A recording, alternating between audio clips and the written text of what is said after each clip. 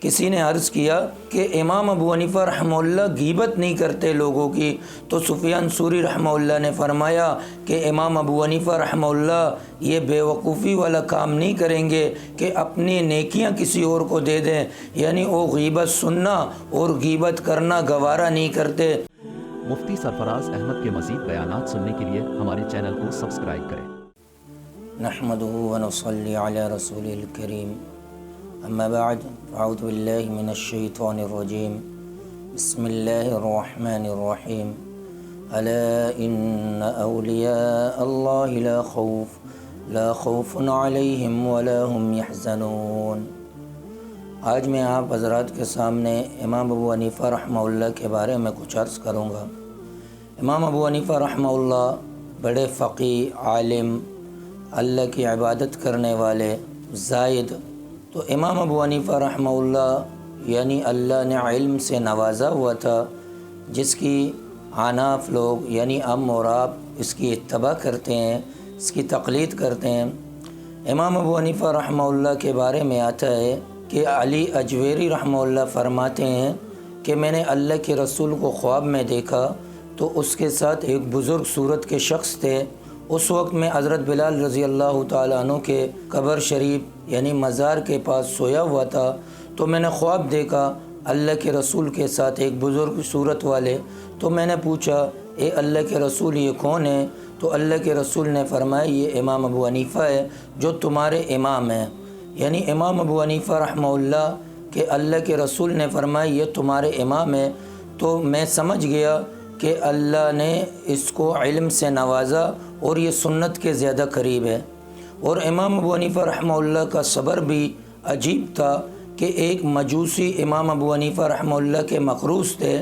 تو راستے میں جا رہے تھے امام ابو حنیفہ، تو اس کے چپل پر کوئی گندگی لگی۔ جب اس گندگی کو جھاڑا تو گندگی اس مجوسی کے گھر کے دیوار پر لگی۔ تو امام ابو حنیفہ رحمہ اللہ نے کہا کہ اگر میں اس گندگی کو اس کے دیوار سے خرچتا ہوں یعنی ہٹانے کی کوشش کرتا ہوں تو اس کے دیوار سے کلر اترے گا، اگر ایسے ہی چھوڑ دوں گا تو یہ عیبدار ہو جائے گا۔ تو اس نے مجوسی کے دروازے پر دستک دی تو اس کی باندھی باہر آئی۔ امام ابو حنیفہ رحمہ اللہ نے فرمایا کہ مجوسی کو بلانا۔ جب اسے بلایا، اب وہ مجوسی پریشان ہو گیا کہ میں تو امام صاحب کا مقروض ہوں، تو یہ قرضوں کا مطالبہ کرے گا، میں کیسے اس کے قرضے ادا کروں؟ لیکن جب وہ مجوسی آیا تو امام ابو حنیفہ رحمہ اللہ نے فرمایا کہ تیرے دیوار پر یہ جو گندگی لگی ہوئی ہے، نجاست، یہ میری وجہ سے لگا ہوا ہے، اگر تو اس کا معاوضہ لینا چاہتا ہے تو میں تمہیں اس کا معاوضہ دوں گا۔ تو جب اس نے یہ اخلاق دیکھے امام ابو حنیفہ رحمہ اللہ کے،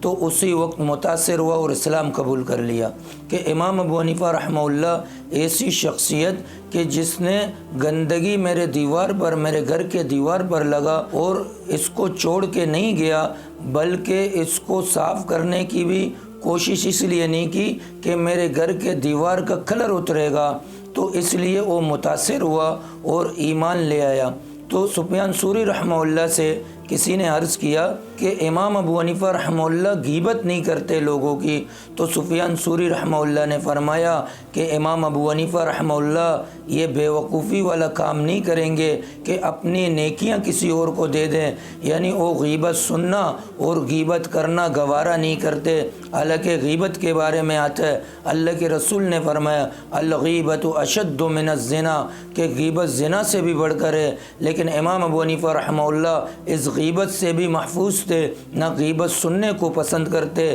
نہ غیبت کرتے۔ اور پھر امام ابو حنیفہ رحمہ اللہ کا راتوں میں عبادتیں کرنا، یعنی ایک ایک رکعت میں پورے قرآن کریم کی تلاوت کرنا، پھر رمضان المبارک میں ایک قرآن دن میں اور ایک قرآن رات میں پڑھنا، یعنی پورے مہینے میں 60 قرآن کریم کا ختم کرنا، یہ اس کی تقوی تھا اور اللہ کا خوف تھا، اللہ سے محبت تھا، جس کے نتیجے میں اکثر اوقات قرآن کریم کی تلاوت کرتے اور دوپہر کو کیلولہ کرتے کہ یہ سنت عمل ہے کہ تھوڑی دیر آرام کر دیتے دوپہر کو۔ تو اللہ تبارک و تعالیٰ سے دعا ہے کہ ہم امام ابو حنیفہ رحمہ اللہ کی اتباع کرنے والے بنے، کیونکہ امام ابو حنیفہ رحمہ اللہ نے رسول اللہ کی اتباع کی، صحابہ کی اتباع کی، تو ہم بھی ان کی اتباع یعنی ان کی تقلید کرنا، اصل مقصد رسول اللہ کی تقلید کرنا ہے۔ وآخر دعوانا الحمدللہ رب العالمین۔ مفتی سرفراز احمد کے مزید بیانات سننے کے لیے ہمارے چینل کو سبسکرائب کریں۔